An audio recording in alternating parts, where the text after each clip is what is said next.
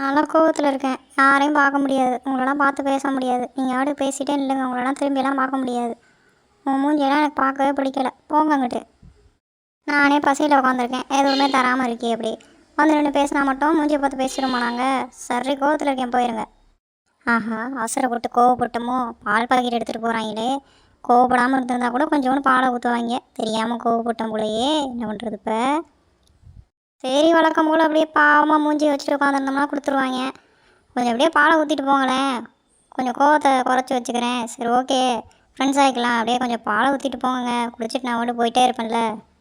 கொஞ்சம் மூஞ்சியை தூக்கி வச்சுருந்தா உடனே எதுவும் தரமாட்டிங்களே. எங்களெல்லாம் பார்த்தா உங்களுக்கு பாவமாகவே இருக்காதா? என்ன தான் பண்ணுறது, போங்க. நாமளும் எவ்வளோ நேரம் தான் நல்ல பிள்ளையாகவே நடிக்கிறது. எங்களுக்கும் கோவம் வரும்ல. பசியில் உட்காரும் போது கரெக்டாக பால் பாக்கெட் எடுத்துகிட்டு கிராஸ் பண்ணால் எங்களுக்கு அப்புறம் பசி வராதா?